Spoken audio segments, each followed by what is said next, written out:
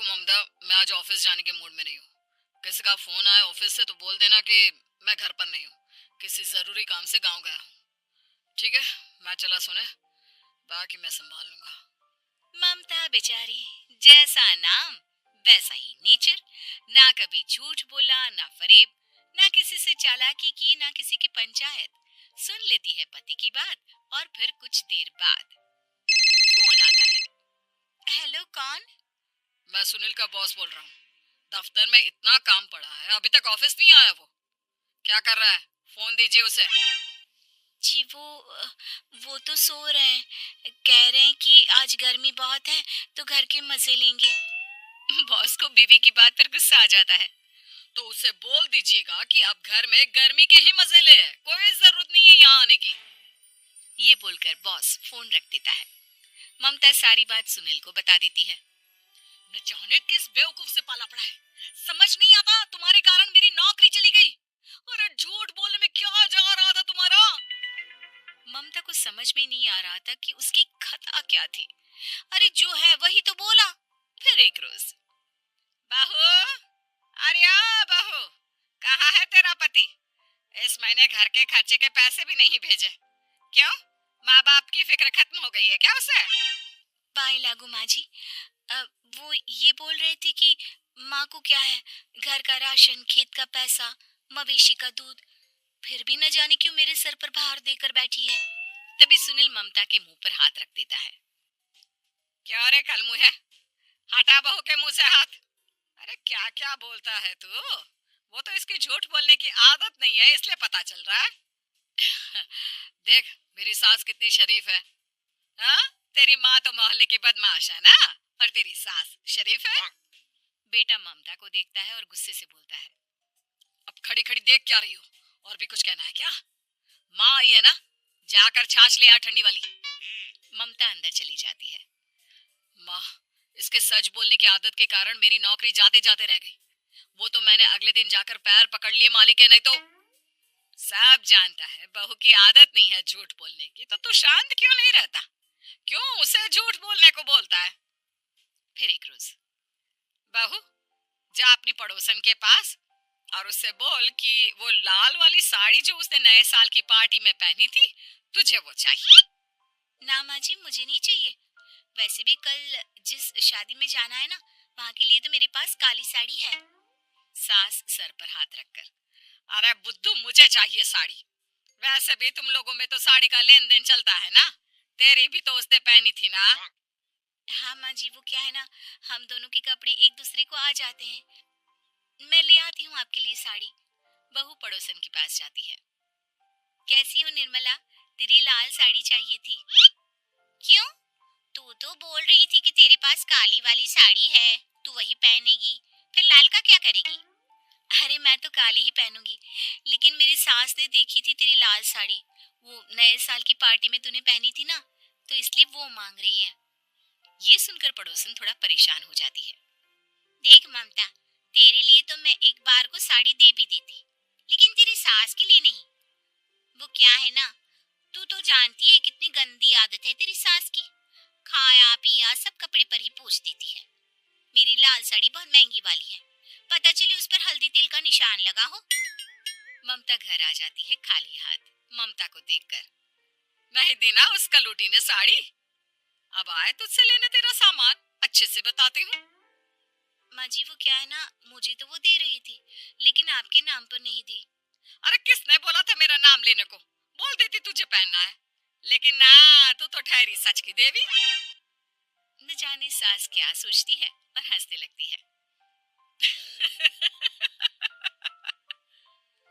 अरे माँ, क्या हो गया? क्या सोचकर हंस रही है? याद है जब बहू को देखने गए थे? हाँ माँ, सही बात है। याद आ गया।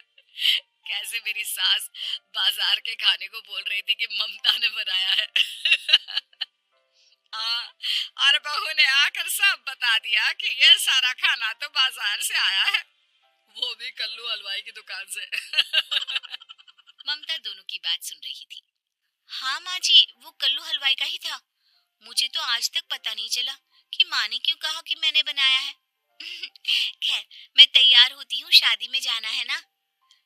परिवार शादी में जाता है, जहाँ खाना वाना खाकर सभी बैठे होते हैं कि एक औरत ममता की सास से कहती है, क्या बात है बहन जी, मेरी आपकी बात हुई थी तो आप तो बोल रही थी कि लाल साड़ी पहनने वाली हैं, तो मैंने ये काली पहन ली।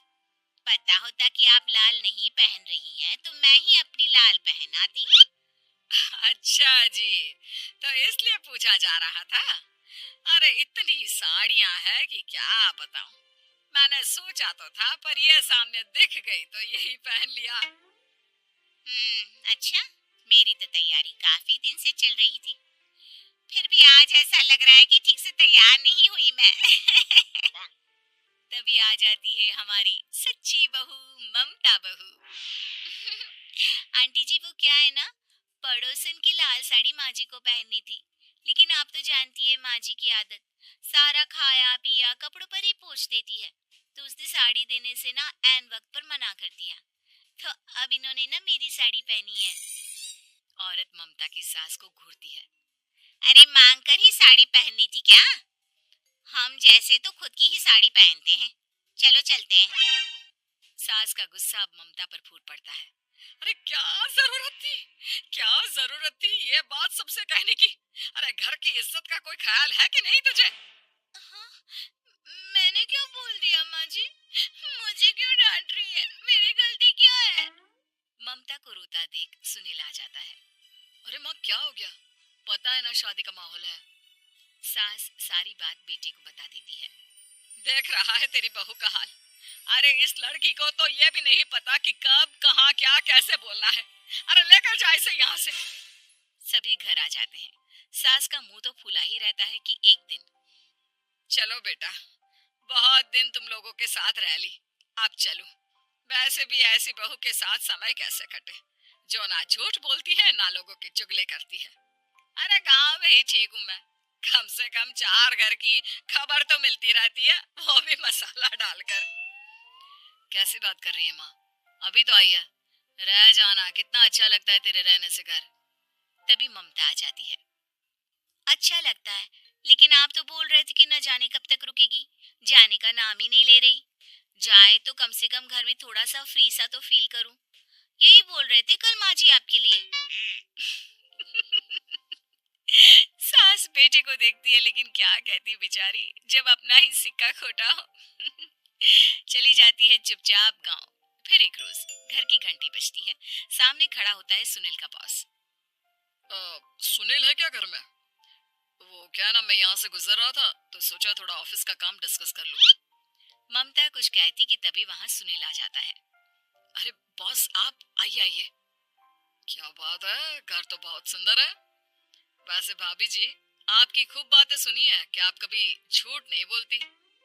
ये तो पता नहीं, लेकिन हमेशा सिर्फ कुछ न कुछ ऐसा बोल देती हूँ जिससे परेशानी हो जाती है। मैं ऐसा नहीं चाहती, लेकिन क्या करूँ। खैर, बॉस कुछ देर रुकता है, काम की बात होती है। ममता के साथ सब चाय पीते हैं और जैसे ही बॉस जाने को मुड़ता है कि, क्या जी, कितने नेक इंसान है, फालतू ही आप खड़ूस और निकम्मा बोलते हैं इन बॉस को। अब क्या, बॉस के कान तक खुद के लिए अनमोल वचन पड़ जाते हैं और फिर, ओह तो ये बात है। और क्या कहता है ये? अरे बॉस, आप भी किसकी बात पर विश्वास कर रहे हैं? अरे इससे तो ये भी नहीं पता कि आलू प्याज कहाँ रखा है। अरे ये क्या जाने क्या बोलना है क्या नहीं बोलना है। मतलब जो मुंह में आ रहा है बोले जा रहा है। भाभी जी आप बताइए। नहीं नहीं बॉस, लग रहा है कि कुछ गलत बोल गई मैं। वैसे ये सिर्फ इतना ही बोलते हैं कि आप में कोई टैलेंट है ही नहीं, आपकी नौकरी इन्हीं के कारण तो बची हुई है। अरे बस कर ले अम्मा, अब क्या करवा कर मानेगी, बड़ी मुश्किल से तो नौकरी बची थी मेरी। सही कहा, बची थी लेकिन अब निकल गई। तेरे टैलेंट के भरोसे चल रही है ना मेरी नौकरी, अब देख तू। अच्छा, तो आप भी यही मानते हैं? वैसे ये बात तो है, सुनील काफी टैलेंटेड है। बॉस चला जाता है। सुनील सर पकड़कर बैठ जाता है। माना सच बोलना एक अच्छी आदत है, लेकिन ममता आज का समय ऐसा नहीं है। तुझे थोड़ा सा समाज को देखकर खुद को बदलना होगा, समझी? पता ही नहीं चलता कि मैं क्या गलत कर रही हूँ। यकीन मानिए मैं जानबूझकर नहीं करती। सुनील सोच लेता है कि वो किसी न किसी तरह अपनी बीवी के इस भोलेपन का इलाज करके रहेगा, लेकिन सवाल ये कि कैसे। कैसे का जवाब अब मिल जाता है और फिर एक रोज ममता की माँ आती है। ममता, तुझे तो पता है तेरे पापा का काम ठीक नहीं चल रहा है। कुछ पैसों की जरूरत थी, तेरे पास हो तो मदद कर दे बेटा। ममता माँ को घर खर्चे से बचाए पैसे दे देती है। पैसे देने के बाद सुनील आ जाता है। अरे सासू माँ, आज यहाँ कैसे आना हुआ? नहीं बेटा, वो ममता की याद आ रही थी ना तो आ गई। वो क्या है ना, पता है पापा का काम ठीक नहीं चल रहा है, तो माँ कुछ पैसे लेने आई थी। क्यों? यहाँ क्या पैसे का पेड़ उगा है? अरे कौन सी माँ अपनी बेटी के ससुराल का खाती है? कोई जरूरत नहीं है पैसे देने की। वापस कर दो माँ जी पैसे और निकलो यहाँ से। आगे से यहाँ पैसे लेने नहीं आना। सुनील ये बोलकर निकल जाता है। उसके जाने के बाद, बेटा ममता, तूने मेरी बेइज्जती कराने के लिए यहाँ बुलाया था क्या? अरे छोटा सा झूठ बोल देती तो तेरी माँ की इज्जत बच जाती, लेकिन चलती हूँ मैं। सास बाहर जाकर बाहर खड़े सुनील से कहती है, तेरे कहने पर बेटा हमने ये नाटक तो खेल लिया, लेकिन उसका क्या असर होता है ये नहीं पता। थोड़ी देर बाद सुनील घर आता है।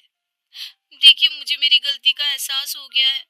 मैं समझ गई हूँ कि सच कितना सच होता है और उसकी कीमत आज के समय में बहुत बड़ी है। माफ करना, मैं आज से सच कभी नहीं बोलूंगी। क्या? कभी नहीं? फिर क्या, दोनों मियाँ बीवी खुश रहने लगते हैं, क्योंकि बीवी को थोड़े से झूठ की आदत हो जाती है।